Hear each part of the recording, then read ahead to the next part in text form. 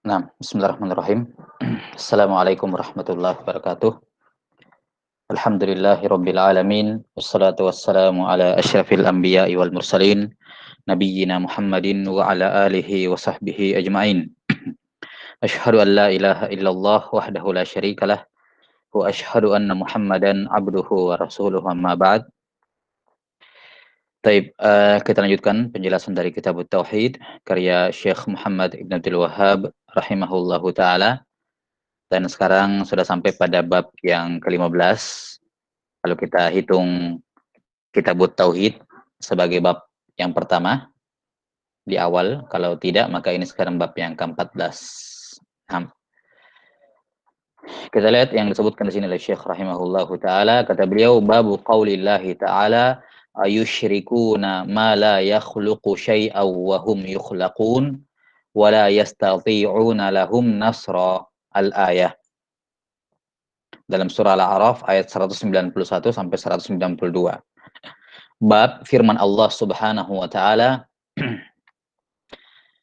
apakah mereka menyekutukan Allah dengan makhluk yang tidak bisa mencipta, justru mereka yang dicipta. Di mana makhluk tersebut tidak bisa memberikan pertolongan kepada mereka. Lanjutan ayatnya, wala anfusahum yansurun, atau dan mereka yang disembah tersebut tidak bisa memberikan bantuan, bahkan mereka sendiri tidak bisa membantu diri mereka sendiri. Nah, pada bab ini penulis rahimahullahu taala ya ingin menjelaskan ya dengan dalil-dalil yang akan beliau sebutkan di bawah. Maksud beliau, tujuan beliau membawakan judul bab ini adalah untuk menyebutkan burhanut tauhid, ya, menyebutkan burhan at-tauhid. Di sini beliau akan menyebutkan beberapa dalil ya yang akan kita sebutkan nanti, ada 5 dalil di mana semuanya menunjukkan salah satu argumen paling besar dalam mentahqiq, dalam mewujudkan tauhid dan dalam menyanggah orang-orang yang melakukan kesyirikan. Ya, orang-orang yang melakukan kesyirikan. Di mana argumen terbesar dari tauhid al-uluhiyah adalah dengan penetapan tauhid ar-rububiyah. Dengan penetapan tauhid ar-rububiyah. Dan ini salah satu metode dalam Al-Qur'anul Karim di mana Allah Subhanahu wa taala ya dalam Al-Qur'an menyebutkan beberapa turuk, beberapa jalan atau metode dalam mentahqiq tauhid di tengah-tengah kaum musyrikin, atau dalam berhujjah kepada kaum musyrikin ya agar mereka mau mentauhidkan Allah Subhanahu wa taala. Di antara dalil yang terbesar adalah menetapkan keesaan Allah Subhanahu wa taala dalam rububiyah. Ya, kenapa ini menjadi dalil yang terpenting dan yang terbesar? Karena tauhid rububiyah sebagaimana yang sudah berlalu diakui oleh kaum musyrikin. Diakui oleh kaum musyrikin, diterima oleh kaum musyrikin, ya. Sehingga apa? Ya, diterima oleh kaum musyrikin sehingga mereka akan mudah untuk dihujai, ya. Bagi mereka yang tidak menentang akan lebih mudah untuk menerima tauhid uluhiyah. Kenapa? Karena landasan terkuat dalam menetapkan tauhid uluhiyah adalah tauhid rububiyah. Nah, dan secara lebih spesifik dari dalil-dalil yang beliau sebutkan di sini, yang akan beliau tekankan adalah bagaimana maha kuasanya dan maha mampunya Allah Subhanahu wa taala di satu sisi, dan di sisi lain menunjukkan lemahnya makhluk. Ya, tidak mampunya makhluk dalam melakukan apa-apa. Ya. Maka di antara pembahasan rububiyah adalah penetapan akan kemahamampuan Allah, kuasanya Allah Subhanahu wa taala di satu sisi, dan di selain ya menunjukkan lemahnya hamba, lemahnya makhluk. Maka kalau seorang meyakini bahwa Allah Subhanahu wa taala maha mampu atas segala sesuatu di satu sisi, dan di sisi lain dia mengakui bahwa dirinya lemah dan tidak mampu berbuat apa-apa walaupun untuk menolong dirinya sendiri apalagi orang lain, maka itu merupakan dalil yang terbesar untuk mengisbat dan menetapkan bahwa hanya Allah Subhanahu wa taala satu-satunya tempat meminta, karena dialah yang maha mampu, sementara manusia semuanya lemah. Ya, ya ayuhan nas antumul fuqara'u ilallah, wallahu huwal ghaniyul hamid. Wahai sekalian manusia, kalian semuanya itu fakir kepada Allah, dan Allah maha kaya lagi maha terpuji. Maka ini yang akan ditetapkan secara lebih spesifik oleh Syekh rahimahullah dalam bab ini. Beliau akan membawakan dalil-dalil untuk menetapkan maha mampunya Allah, maha kuasanya Allah di satu sisi, dan di selain beliau akan menunjukkan betapa lemahnya makhluk tersebut, sehingga jangankan berpikir untuk membantu dan menolong orang lain, untuk membantu dan menolong dirinya sendiri pun dia tidak mampu. Ya, dan ini sebagaimana sudah kita sebutkan merupakan cabang dari pembahasan tauhid ar-rububiyah, demikian pula tauhid asma wa sifat. Nah, kemudian ini apa namanya, maksud dari penulis rahimahullahu taala membawakan judul bab ini. Kemudian hubungan antara judul bab ini dengan bab sebelumnya, di mana bab terakhir yang kita bahas pada pertemuan terdahulu adalah minasyirki al-istighatsatu bi ghairillahi aw yad'u ghairah. Termasuk kesyirikan beristighatsah kepada selain Allah dan berdoa kepada selainnya. Ya, korelasi atau hubungan antara bab ini dengan bab sebelumnya, atau bahkan dikatakan bab-bab sebelumnya sebenarnya cukup jelas. Di mana pada bab-bab sebelumnya sudah disebutkan beberapa bentuk-bentuk kesyirikan. Sudah disebutkan beberapa bentuk-bentuk kesyirikan. Iya, mulai dari istighatsah, doa, isti'adzah, menyembelih, nazar, ya, menyembelih, nazar dan seterusnya, di mana orang-orang musyrikin melakukan semuanya kepada selain Allah, menyerahkan semuanya kepada selain Allah karena adanya tuntutan mereka akan sesuatu, karena adanya keinginan mereka akan sesuatu. Mereka berharap selain Allah Subhanahu wa taala ini menolong mereka, membantu mereka. Karena itulah mereka bernazar dengan namanya, menyembelih dengan nama selain Allah, isti'adzah kepadanya, istighatsah kepadanya, doa kepadanya, dengan harapan agar tempat mereka berdoa dan serahkan ibadah itu mampu menolong mereka. Ya, maka bab ini, hubungan bab ini beliau bawakan di sini sangat tepat sekali. Ya, di mana di sini beliau akan membawakan beberapa argumentasi yang menjelaskan bahwa semua selain Allah lemah. Ya, sehingga tidak ada gunanya kalian nazar, menyembeli, doa, isti'anah, isti'adzah, istighatsah kepada mereka, karena mereka semuanya lemah. Yang maha mampu hanyalah Allah Subhanahu wa taala. Maka bab ini diletakkan setelah beberapa bab sebelumnya menyebutkan tentang kesyirikan, ini sebagai sanggahan umum terhadap semua kesyirikan yang tersebut di bab-bab sebelumnya, ya, atau penjelasan tentang kesyirikan yang tersebut di bab-bab sebelumnya. Ya, jelas sampai sini. Karena secara umum orang melakukan nazar, menyembelih, isti'anah, isti'adzah, istighatsah dan seterusnya. Demikian pula masalah jimat-jimat, ruqyah dan semacamnya, itu kan semuanya mereka lakukan kepada selain Allah, peruntukan untuk selain Allah, dikarenakan mereka menganggap dan meyakini bahwa selain Allah mampu memberikan apa yang mereka mampu, apa yang mereka minta, perlindungan kah, ya, rezeki atau apapun. Maka bab ini sangat layak dan sangat pas beliau letakkan di sini, dan ini menunjukkan kedalaman pengetahuan beliau terhadap tauhid dan bagaimana kecerdasan beliau dalam menyusun bab-bab yang beliau sebutkan dalam kitab tauhid. Jadi tidak serampangan dan tidak sembarangan meletakkannya. Sangat pas sekali. Di sini beliau setelah menyebutkan beberapa bentuk-bentuk kesyirikan, ini sanggahan umum kepada semuanya. Ya, jelas sampai sini ya. Baik. Jadi ini hubungan antara judul bab ini dengan bab sebelumnya. Nah, sekarang kita kembali kepada maksud tujuan dari penulis rahimahullahu taala membawakan judul bab ini di sini. Di mana maksud dari bab ini adalah untuk menjelaskan bahwa semua yang disembah selain Allah Subhanahu wa taala semuanya lemah, tidak mampu untuk menolong diri sendiri apalagi orang lain. Maka jangan harapkan apa-apa dari mereka. Harapkan hanya kepada Allah, minta kepada Allah. Selanjutnya, ini sebagai pengantar sekaligus untuk bab yang akan datang, bab yang ke-16, untuk bab yang ke-15 menurut cetakan yang lain. Kita tahu bahwa orang-orang yang menyembah selain Allah Subhanahu wa taala, ya, dari kalangan orang-orang yang mengaku muslim, sembahan terbesar mereka itu ada tiga. Ya. Yang pertama adalah sembahan kepada para nabi, sembahannya berupa para nabi. Yang kedua adalah malaikat, ya. Dan yang ketiga adalah orang-orang soleh. Yang ketiga adalah orang-orang soleh. Nah, maka tiga bab setelahnya dan bab setelahnya untuk menyanggah semuanya. Pada bab yang ke-15 ini, untuk bab yang akan kita bacakan nanti, kita bacakan ini dalam majelis ini adalah penjelasan akan tidak mampunya Nabi Muhammad SAW untuk menolong dirinya sendiri.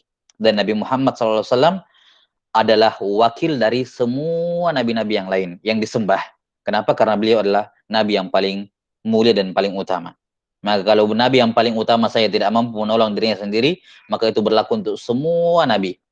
Maka bab ini untuk menyanggah orang-orang yang bergantung kepada nabi, yang menganggap nabi itu kuasa dan mampu. Maka bab ini beliau buat untuk menjelaskan bahwa Nabi SAW tidak mampu berbuat apa-apa untuk menolong dirinya sendiri, apalagi yang lain. Bab berikutnya berkenaan dengan malaikat. Sembahan jenis yang kedua dari orang-orang yang menyembah selain Allah adalah malaikat. Mereka menganggap malaikat mampu. Maka bab berikutnya beliau akan bawakan keterangan, ya, dalil-dalil bahwa malaikat tidak mampu menolong dirinya sendiri. Dan pada bab setelahnya tentang orang-orang soleh. Walaupun sebenarnya Nabi dan malaikat ini sudah cukup. Dua makhluk yang paling mulia, kan begitu. Kalau Nabi dan malaikat saja tidak mampu menolong diri mereka sendiri, apalagi orang-orang soleh. Oke, maka ini bab 15 ini, 16, 17, ini tiga bab ini dan dua bab setelahnya, ini termasuk bab-bab penting dalam kitab At-Tauhid. Taib.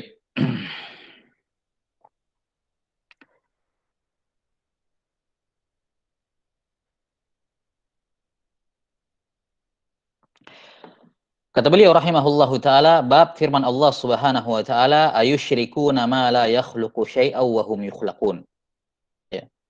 Apakah mereka menyekutukan Allah Subhanahu wa taala dengan sesuatu yang tidak mampu mencipta, ya?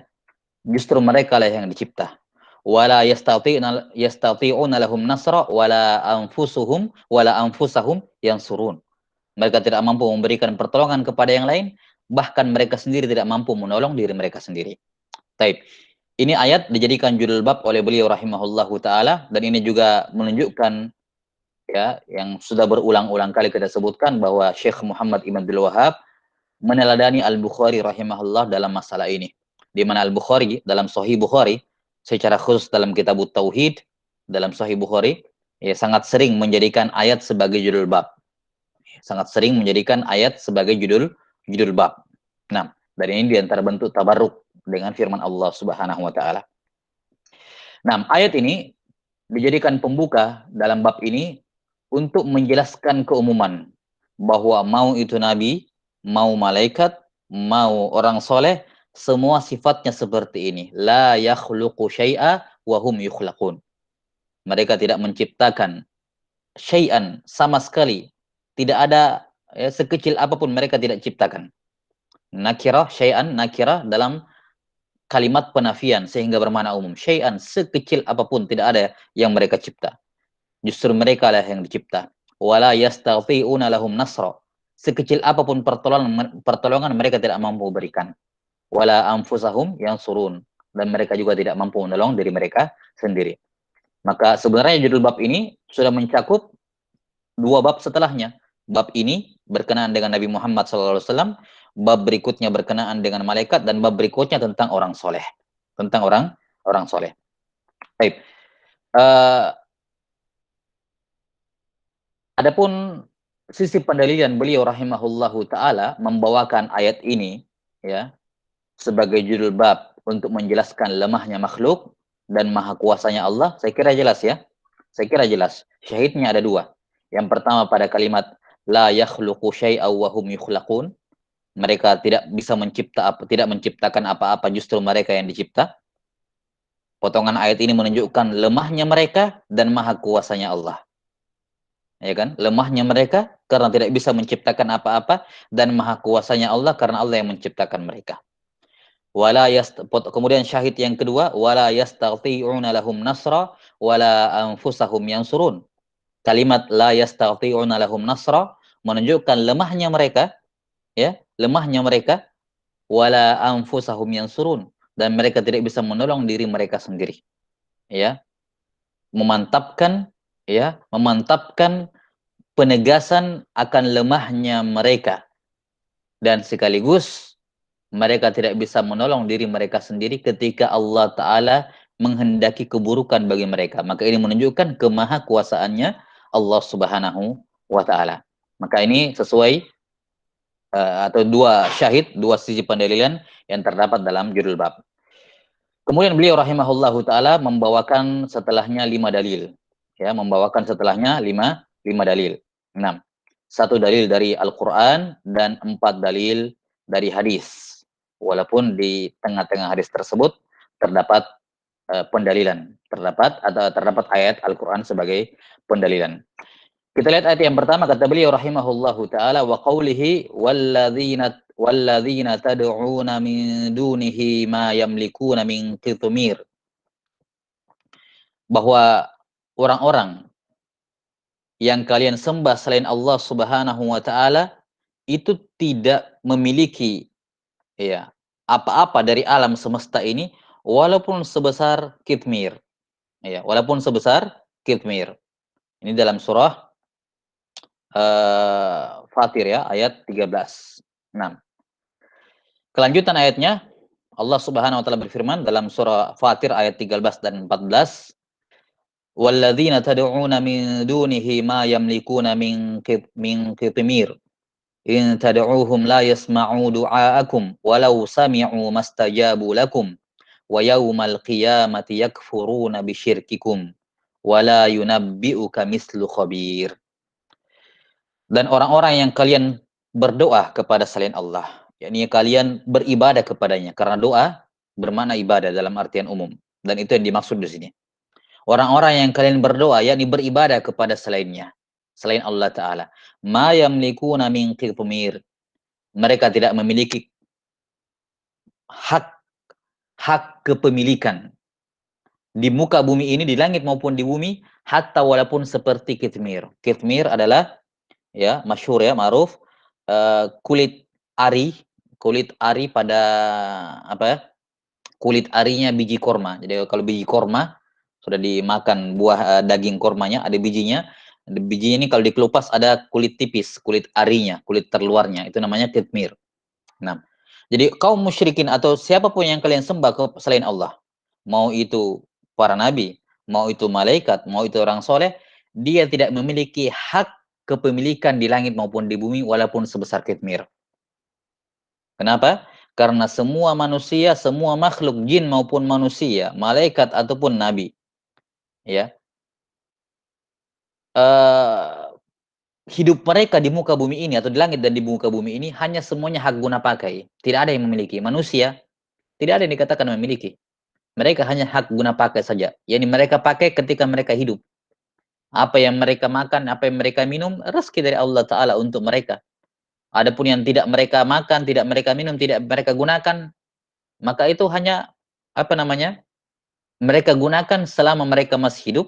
Ketika mereka mati, maka rumahnya akan berpindah kepada ahli warisnya, tabungannya akan berpindah kepada ahli warisnya, maka itu hanya sekedar hak guna pakai saja.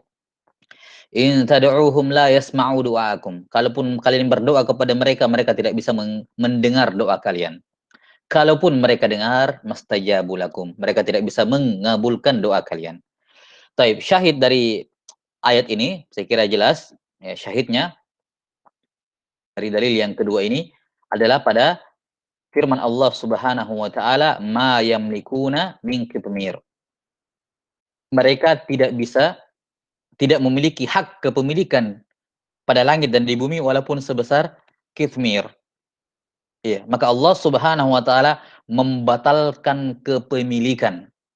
Membatalkan apa? Kepemilikan. Ya, sebelumnya Allah taala mengatakan zalikumullahu rabbukum lahul mulk walladzina tad'una min dunihi ma yamlikuna min qitmir. Demikian itu karena Rabb kalian dialah pemilik, dialah kekuasaan, kepemilikan itu hanya miliknya. Maka semua selain Allah Ta'ala tidak memiliki walaupun sebesar kitmir. Walaupun sebesar kitmir. Nah, artinya begini, eh, langkah pertama bagi orang yang mau memberi sesuatu adalah dia harus memiliki. Ya. Ya, ma'ruf, faqidu syai' la yu'tih. Orang yang tidak punya sesuatu tidak akan mungkin memberikan sesuatu itu. Maka apa yang kalian harapkan dari sembahan selain Allah? Apa yang kalian harapkan dari mereka? Apa yang kalian tunggu dari mereka? Kalau sebesar kitmir saja mereka tidak memiliki. Bagaimana mungkin mereka akan memberikan sesuatu yang tidak mereka miliki? Ya, maka ini ayat yang kedua atau syahid untuk dalil yang beliau bawakan di sini berupa ayat ini adalah pada kalimat ini, ya, bahwa manusia atau para nabi yang kalian sembah termasuk di dalamnya malaikat ataupun orang soleh, mereka tidak memiliki apa-apa, mereka lemah. Ya, dan sebaliknya mereka mendapatkan karena Allah berikan kepada mereka. Karena Allah pemilik segala sesuatu, maka Dia yang memberikan. Sementara yang tidak memiliki apa-apa tidak mungkin memberikan apa-apa. Ya, maka ayat ini membatalkan apa namanya kesyirikan dari akarnya. Karena orang melakukan kesyirikan kepada Allah, kepada selain Allah, ya, melakukan kesyirikan kepada Allah dengan menyembah selain Allah karena mengharapkan sesuatu. Sementara mereka tidak memiliki walaupun sesuatu. Mereka tidak memiliki apa-apa, ya. Maka ayat ini menunjukkan maha kuasanya Allah sekaligus menunjukkan lemahnya makhluk. Baik, dua ayat yang pertama di sini bersifat umum, masuk di dalamnya para nabi, masuk di dalamnya malaikat, masuk di dalamnya orang soleh. Tidak memiliki apa-apa, lemah, tidak mencipta apa-apa, mereka yang dicipta, mereka tidak bisa menolong, mereka pun tidak bisa menolong diri sendiri, dan seterusnya. Nah, kemudian dalil yang kedua dari hadis Nabi Shallallahu Alaihi Wasallam ini sudah mengarah kepada lebih spesifik berkenaan dengan diri Nabi Muhammad Shallallahu Alaihi Wasallam, dan inilah yang akan inilah sebenarnya stretching beliau dalam bab ini, penegasan bahwa Nabi Muhammad Shallallahu Alaihi Wasallam tidak bisa apa-apa, ya, dalam menolong dirinya sendiri, apalagi mau menolong yang lain. Maka jangan menyembah beliau. Katakan dalam dalil yang kedua, wa fis sahih an Anas radhiyallahu anhu annahu qala syujjan nabiyyu sallallahu alaihi wasallam yawma Uhudin wa kusirat raba'iyatuh. Faqala kaifa yuflihu qaumun syajju nabiyyahum fa nazalat laisa laka minal amri syai'. Dalam surah Ali Imran ayat 128. Baik. Kata beliau fi sahih dalam as-sahih, ya. Dalam as-sahih, yakni riwayat Bukhari dan Muslim. Sudah kita sebutkan bahwa adat kebiasaan Syekh Muhammad Ibn Abdul Wahab kalau beliau menyebutkan fis sahih, maka itu ada tiga kemungkinan. Imma Bukhari Muslim, imma Bukhari saja atau Muslim saja. Yang jelas tidak keluar dari dua kitab ini. Dan yang dimaksud dengan fis sahih di sini yakni dalam Bukhari dan Muslim. Dari Anas bin Malik radhiyallahu taalaan dalam perang Uhud, kata beliau Nabi sallallahu alaihi wasallam terluka pada perang Uhud, ya. Wa kusirat raba'iyatuhu, dan gigi seri beliau patah. Dan kita semua tahu bagaimana kerasnya peperangan dalam perang Uhud, terbunuh sahabat-sahabat yang mulia, ya, dalam perang Uhud ini, ya. Hamzah bin Abdul Muttalib, ya, termasuk sahabat yang mulia yang meninggal di perang ini, perang Uhud, ya. Juga ayah dari Jabir ibn Abdullah, Abdullah bin Haram, ya, radhiyallahu taalaan, dan beberapa sahabat lain juga meninggal di perang ini, ya.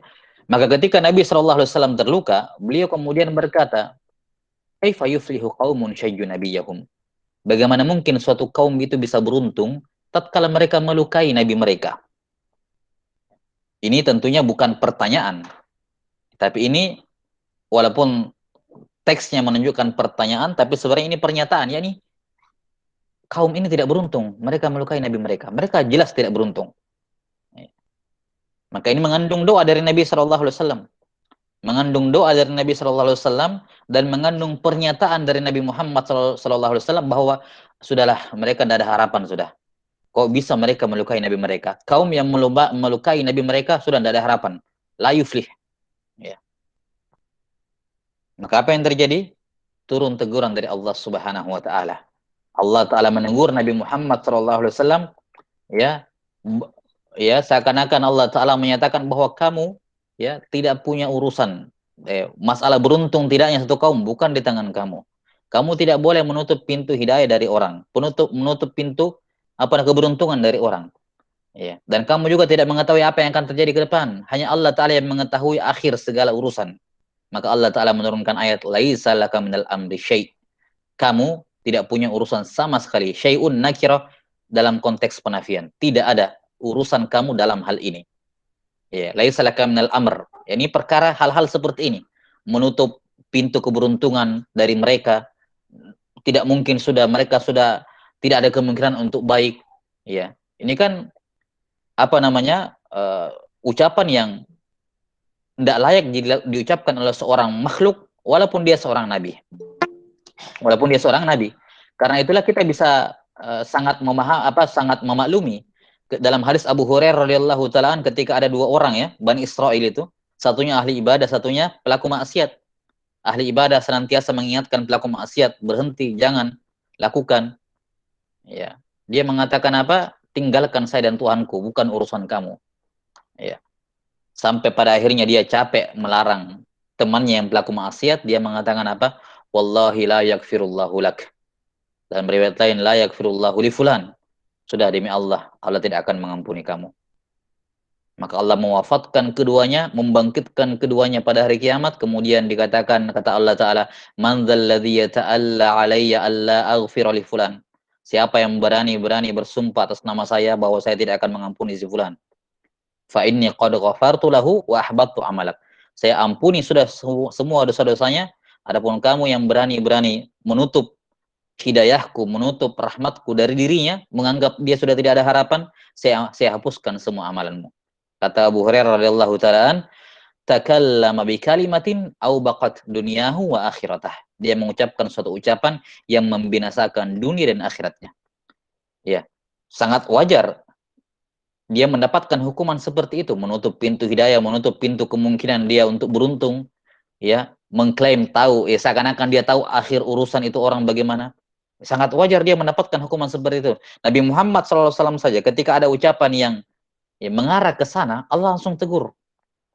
Ya, laisa laka minal amri syai'. Kamu nggak tahu bagaimana akhir urusan itu, akhir urusan mereka. Ya, bagaimana penghujung umur mereka, apakah mereka beruntung masuk Islam atau tidak. Nah, syahidnya jelas sekali, sisi pendalilan beliau dalam hadis ini adalah untuk menjelaskan bahwa Nabi Muhammad SAW lemah, tidak mampu menolong diri beliau sendiri. Hatta sekedar untuk apa ya? Ini kan tentunya beliau mengucapkan ini dalam konteks beliau terzolimi, beliau dilukai, ya. Sehingga mengucapkan unek-unek seperti ini mungkin hal yang manusiawi, wallahu alam. Tapi bersamaan dengan itu ketika unek-unek beliau ini ya bertentangan, ya tidak sejalan dengan rahmat Allah Subhanahu wa taala ataukah ilmu Allah taala terhadap akibatul umur, maka turun teguran. Tapi syahidnya di sini adalah apa? Jangankan mau minta kepada Allah, ya Allah tolong saya dalam konteks ini ya. Dalam konteks ini. Baru berunek-unek seperti ini saja beliau sudah ditegur. Ya. Jadi beliau sallallahu alaihi wasallam tidak bisa menolong diri beliau sendiri kalau bukan karena Allah taala. Maka apa yang kamu harapkan ketika berdoa kepada Nabi Muhammad SAW? Beliau saja waktu itu masih hidup, dilukai. Orang dilukai kalau berdoa dikabulkan. Tapi ketika doanya tersebut ya tidak sejalan dengan hikmah dan ilmu Allah Subhanahu wa taala, yang ada adalah turun teguran dari Allah. Maka Nabi Muhammad SAW melihat dalam hadis ini tidak mampu menolong diri beliau sendiri apalagi orang lain. Maka ini jelas sekali sisi pendalilannya. Berikutnya dalil yang ke berapa? Ketiga ya. Kata beliau wafihi, yakni dalam riwayat Bukhari dan Muslim, masih sama. An Ibnu Umar radhiyallahu anhuma annahu sami'a Rasulullah sallallahu alaihi wasallam yaqul idza rafa'a ra'sahu min ar-ruku'i fi raq'atil akhirati min al-fajri Allahumma al-an fulanan wa fulanan ba'da ma yaqulu sami'allahu liman hamidah rabbana walakal hamd fa anzalallahu ta'ala laisa laka minal amri syai'. Nah, wa fi riwayatin yad'u ala Safwan bin Umayyah wa Suhail bin Amr wal Harith bin Hisham fa nazalat laisa laka minal amri syai'. Nah, ini mirip ya walaupun dari dua kejadian yang berbeda. Ya. Disebutkan bahwa dari sahabat Ibnu Umar dalam riwayat Bukhari Muslim, beliau pernah mendengar Rasulullah sallallahu alaihi wasallam membaca kunut ya, ketika membangkitkan kepalanya yakni itidal, bangkit dari ruku yakni itidal di rakaat terakhir, rakaat kedua pada salat subuh. Beliau membaca kunut ya, yakni kunut nazilah di sini. Ya Allah, laknatlah si fulan dan si fulan. Setelah beliau membaca sami Allahu liman hamidah, Rabbana walakal hamd. turun teguran. Fa anzalallahu ta'ala laisa laka minal amri syai'. Dalam riwayat lain beliau mendoakan keburukan, yad'u ala. Yad'u ala itu mendoakan keburukan. Kalau yad'u lahu pakai lam itu berarti mendoakan kebaikan.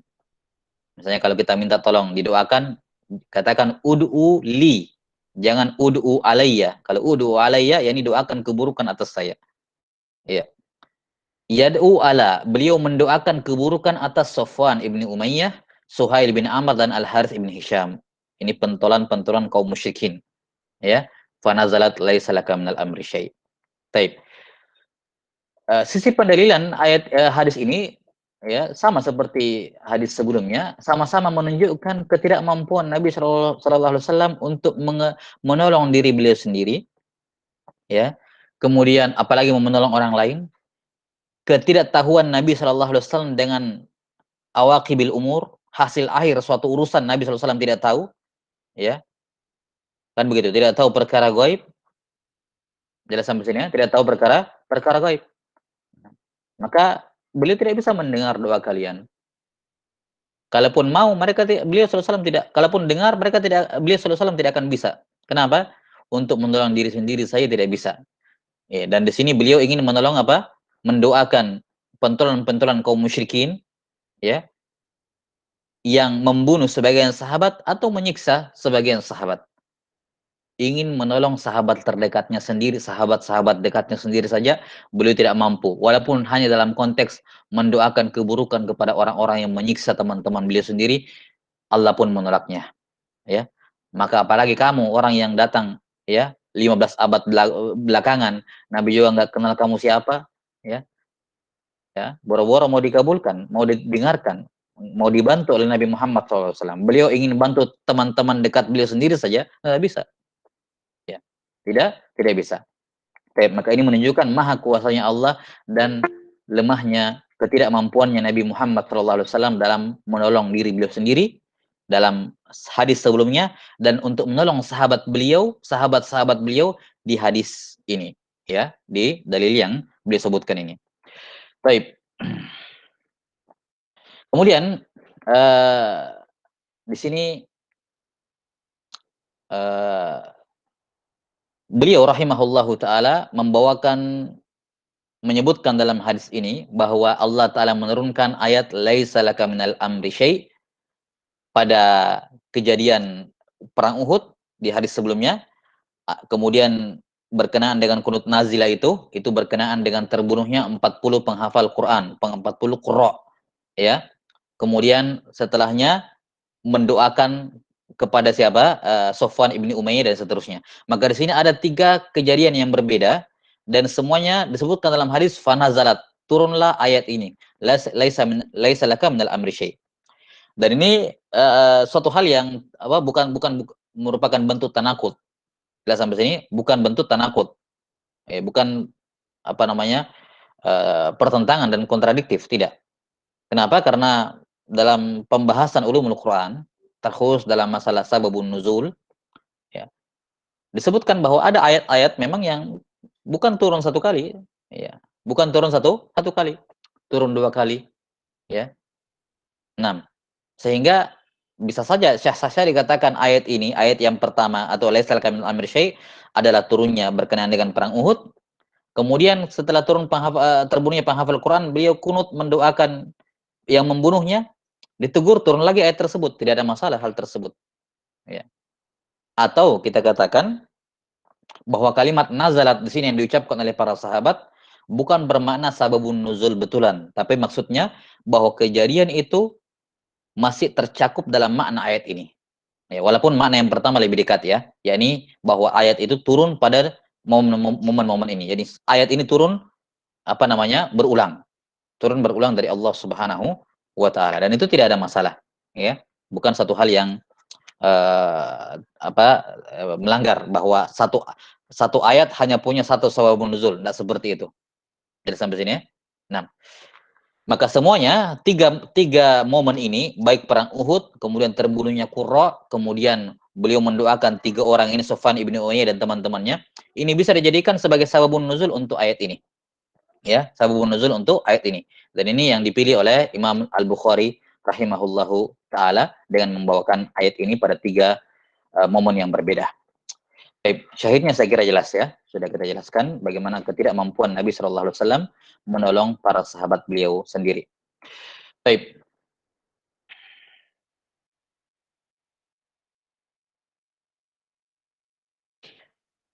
Kemudian qala rahimahullahu taala, baik ini bab kali ini cukup panjang ya. Kita belum baca lagi masail. Jadi saya kira cukup sampai sini dulu. Insyaallah taala kelanjutan dalil yang ketiga dan yang keempat, masail bab insyaallah taala kita akan jelaskan pada pertemuan berikutnya. Wallahu taala alam bisawab. Saya kira cukup. Afwan, tidak ada pertanyaan dulu untuk malam ini. Saya ada kegiatan habis ini. Naam. Wallahu taala alam bisawab. Nas'alullah taala yu'allimana mimma yanfa'una wa ay yanfa'ana bima 'allamana innahu waliyudzalika qadiru alaih. Kalau ada pertanyaan di japri saja di grup, nanti insyaallah kita jawab pekan depan. Naam. Subhanakallahumma bihamdik asyhadu an la ilaha illa anta astaghfiruka wa atubu ilaik. Walhamdulillahirabbil alamin. Wassalamualaikum warahmatullahi wabarakatuh.